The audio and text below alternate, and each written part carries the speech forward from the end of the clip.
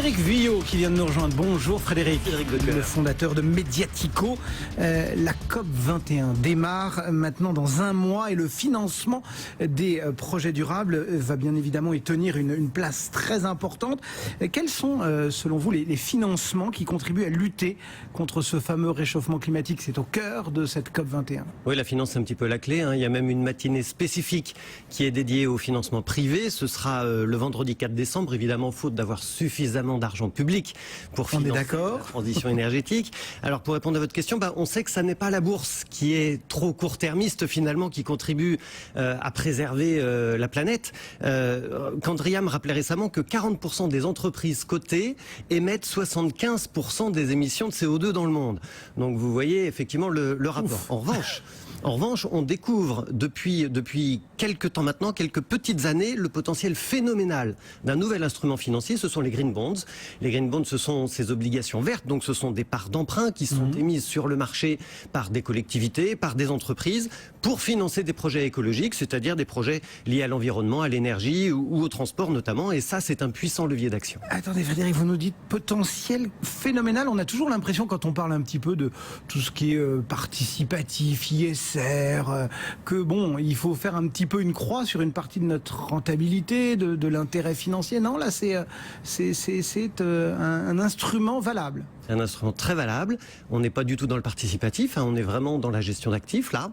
Et puis on en a déjà parlé à votre antenne, l'investissement socialement responsable n'est pas moins rentable que les autres investissements. Là, pour ce qui concerne les green bonds, on repart un petit peu en arrière. En 2007, les premières green bonds étaient émises par des institutions, la Banque mondiale, le Conseil régional d'Île-de-France pour assurer la rénovation énergétique de ces lycées. En 2012-2013, des émetteurs privés sont arrivés sur le marché. C'était Unibail-Rodamco, c'était EDF pour financer des projets d'EDF Énergie Nouvelle. Et puis en 2014-2015, là, on a passé un cap. C'était GDF Suez, Engie désormais, qui a levé 2,5 milliards d'euros de green bonds. Ça, c'est un montant record encore aujourd'hui. Et puis, il y a 15 jours, vous savez, EDF, vous en avez parlé ici, a lancé son deuxième emprunt obligataire vert, 1,25 milliard de dollars. C'est le plus gros montant émis en dollars. Et donc, en fait, ce qu'on voit, c'est qu'en 4 ans, on a vraiment passé un cap. On a fait x15 sur le montant des émissions levées. En 2012, c'était 4,5 milliards de dollars. En 2015, on va être à peu près à 70 milliards de dollars levés au titre des obligations vertes. Bon, ça change de braquet, quoi. C'est ça, on change de braquet. Évidemment, c'est peu au regard de toutes les obligations qu'il y a sur le marché dans le monde. C'est 1000 milliards de dollars. Mais en même temps, ça progresse très vite. Et quand on sait qu'il faut réunir 100 milliards de dollars pour le fonds vert pour le climat, on se dit que là, il y a quand même un vrai levier d'action. On voit effectivement cette montée en puissance, vous l'avez bien illustré avec ces chiffres qui grossissent à vue d'œil. Malgré tout, une fois qu'on a souscrit finalement ce type de produit, est-ce qu'on est certain que les projets qu'il y a au bout sont réellement durables, entre guillemets? Alors c'est évidemment une bonne question, et d'ailleurs tout le monde s'interroge sur cette question-là. Il faut toujours vérifier qui cautionne le placement en réalité, parce que sinon on se retrouve assez vite épinglé par les prix Pinocchio des ONG qui dénoncent le greenwashing. Alors si on prend le cas d'EDF par exemple, EDF, c'est l'agence de notation extra-financière Vigeo qui a vérifié, qui a validé ses projets d'investissement et son émission de green bonds. Et d'ailleurs EDF a fait au début du mois d'octobre, là ce mois-ci, le bilan de sa première émission obligataire verte de 2013. C'était 1,4 milliard d'euros qui étaient levés à l'époque. Au jour d'aujourd'hui, 100% des fonds ont été alloués. Ils ont permis de financer 13 projets d'énergie renouvelable en France et en Amérique du Nord. Alors c'est de l'éolien, c'est du solaire photovoltaïque, c'est du biométhane.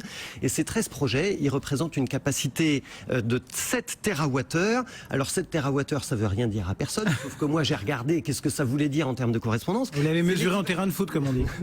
On pourrait presque dire ça en termes de mètres carrés. Non, 7 TWh, c'est l'équivalent d'un an de production de la petite hydroélectricité en France. Et c'est aussi la consommation domestique de 3 millions de Français pendant une année. C'est pas rien. C'est quand même pas rien. Donc on voit que ces green bonds, ils sont utiles. À quelques semaines de la COP 21, c'est un sujet intéressant. Mais les particuliers qui nous écoutent, comment peuvent-ils participer? Comment peuvent-ils y souscrire? Alors c'est un peu compliqué parce que c'est vrai qu'il y a des financiers qui structurent les fonds, il y a les financiers qui les commercialisent. Alors on peut citer Natixis, vous savez d'ailleurs qui a décidé la semaine dernière de ne plus financer le charbon dans le monde. On peut citer Crédit Mutuel CIC, on peut citer Crédit Agricole, BNP Paribas, Ophi Asset Management, où les obligations vertes représentent 10% du portefeuille. Le problème, c'est que leurs produits, généralement, ils sont destinés aux institutionnels. Et en réalité, pour les particuliers, il y a des éléments intéressants. BNP Paribas a commencé l'année dernière en Belgique avec la Banque mondiale en créant une obligation verte qui est accessible aux particuliers. Sauf que ça, c'est en Belgique. Et puis en France, on a Amundi qui a prévu de commercialiser fin 2015 plusieurs fonds énergie renouvelable avec EDF. Alors ce sont des placements de 5 à 12 ans. La rentabilité, elle est prévue entre 4 et 7%. Et puis on a une SICAV qui s'appelle Mirova Green Bond Global chez Natixis, qui existe depuis 2009. C'est le seul green bond qui est labellisé fonds vert par Novetix. Ce label-là, c'est une vraie caution sur votre placement. Et cette SICAV, elle est évidemment ouverte aux particuliers. Bon, je reviens à ma question de tout à l'heure.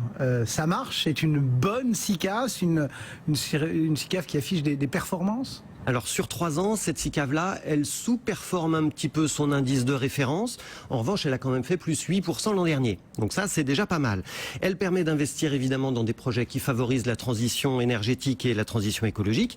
La part, elle est à 125 €. Ça veut dire qu'elle est accessible au petit portefeuille. Elle est accessible au grand public. Et ça, c'est important de le dire, de le souligner, parce qu'il faut que le grand public sache qu'au travers d'une SICAV, il peut lui aussi contribuer au financement de la lutte contre le réchauffement climatique. Il peut prendre sa petite part de COP21 dans son portefeuille. Chacun doit faire sa part. C'est ce que dit le mouvement des colibris. Frédéric Villot pour Mediatico. Merci beaucoup Frédéric. Merci Cédric. À bientôt sur le plateau de BFM Business. Et le CAC 40 toujours